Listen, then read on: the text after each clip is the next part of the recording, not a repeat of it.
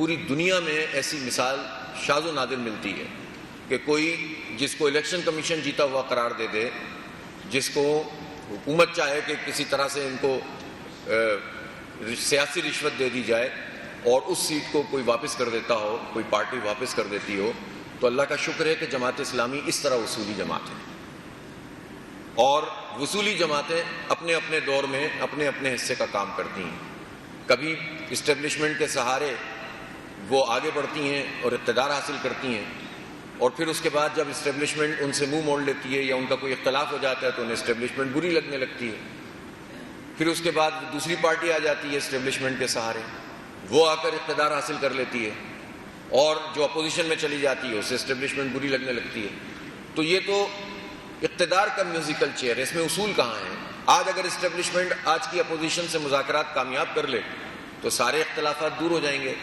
اور ساری جمہوری روایات اور اقدار جس کو پامال کیا جا رہا ہے وہ ایک طرف رہ جائیں گی۔ تو اس کا مطلب یہ ہوا کہ یہاں اقتدار کی رسہ کشی ہے، یہاں مفادات کی سیاست ہے، یہاں جاگیرداروں اور وڈیروں اور خانوں اور سرداروں اور چودھریوں کی جارہ داری ہے، جنہوں نے اپنے اپنے علاقوں کو بھی یرغمال بنایا ہوا ہوتا ہے۔ بڑی بڑی زمینوں پہ ان کے قبضے ہوتے ہیں جو نسل در نسل جو ہے وہ ان میں منتقل ہو رہے ہیں، اور اس کے نتیجے میں انہوں نے پوری سوسائٹی کو ایک طرح سے کیپچر کر کے رکھا ہوا ہے۔ تو اللہ کا شکر ہے کہ جماعت اسلامی ایسی آلودگیوں سے پاک ہے۔ جماعت اسلامی حق اور انصاف کی بنیاد پر سیاسی عمل میں شریک ہوتی ہے، اور جماعت اسلامی کا کام محض انتخاب لڑنا بھی نہیں ہے۔ ہم سوسائٹی کو، معاشرے کو بدلنا چاہتے ہیں۔ ہم وہ انقلاب لانا چاہتے ہیں جو واقعتاً رائے عامہ سے ہو، اس کے ذریعے ہو، برسر زمین ہو، لوگوں کی اصلاح کرتے ہوئے ہو، اور ایک بڑی تعداد کو اس انقلاب کا ہم نوا بنا کر ایک بڑی تحریک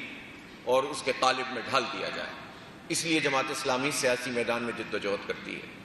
اسی طرح جماعت اسلامی میں اگر آپ یہاں تشریف لائے ہیں اور آپ کو یہ بات اچھی طرح سے سمجھ میں آ گئی ہو کہ جماعت اسلامی کوئی فرقہ باز قسم کی تنظیم نہیں ہے، دیوبندیت کی تحریک نہیں ہے، بریلویت کی تحریک نہیں ہے، شیعیت اور سنیت اہل سنت کی بنیاد پر ہم ایکسپلائٹیشن نہیں کرتے،